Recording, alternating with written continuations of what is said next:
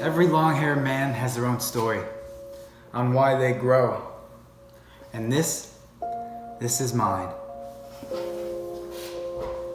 Have it grow. Go right in the middle. Do it right in the middle. Get rid of it. Oh, okay. Goodbye. Whoa, you look like a thug, huh? You look like a skunk head. This is for Nina, baby. I love you.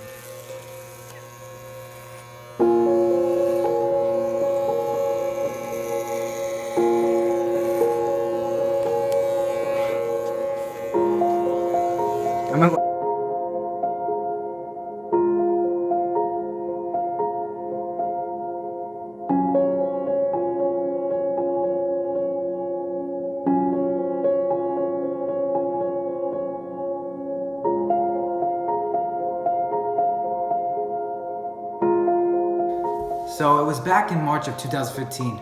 My Aunt Malvina, my godmother, comes back to the US and marked her biannual visit to see family.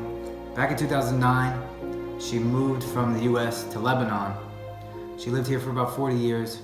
She was my babysitter, my guardian. She would always look out for me. But in 2015, when she came back, things were different. She came off the plane. My dad picked her up. She was bleeding out of her nose, swelling. Her body was black and blue.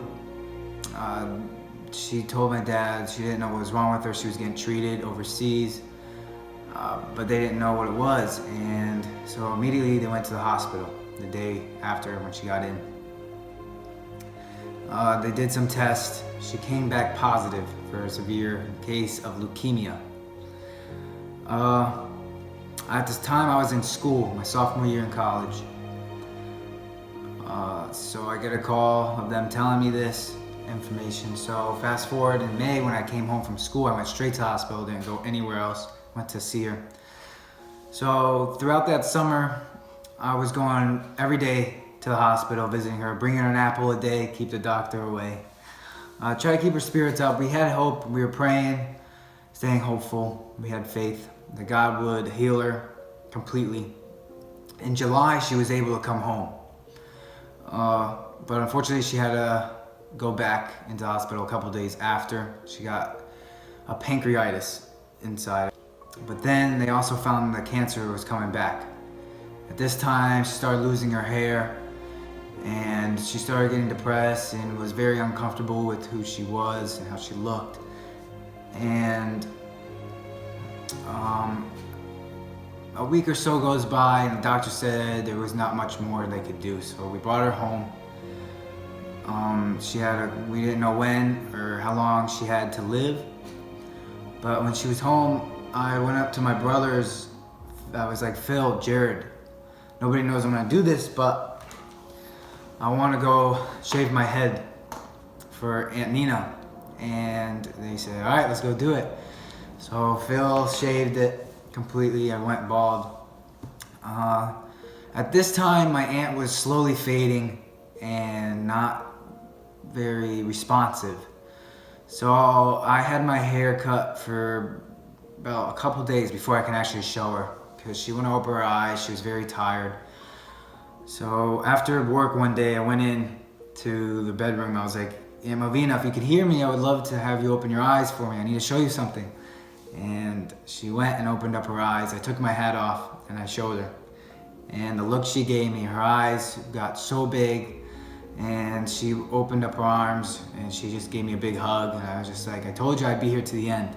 And me not knowing if I was gonna be here to the end, and me going back to school soon, because it's towards the end of August and I had to be at school. I was kind of down and not feeling myself. I was super depressed because I didn't know if I would be here till the end and be here for a funeral. But God was able to allow that to happen. He took her home to be with the Lord on August 16th of 2015. Fast forward 3 years, I made a big move to LA. I met the long hairs through online, and they had me in for their podcast.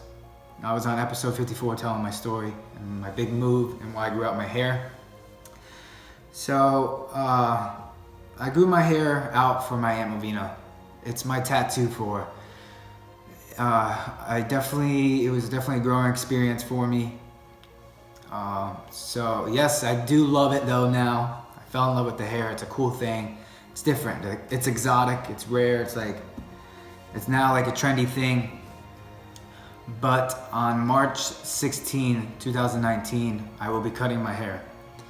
And I'm cutting it for this great cause that the Long Hairs are putting it together. They partnered with Children with Hair Loss. And Children with Hair Loss, basically they donate a wig. They donate wigs to kids who can't grow their hair up to the 21 for free.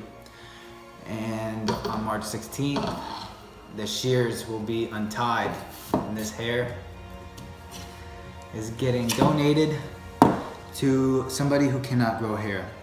So I wanted to be able to share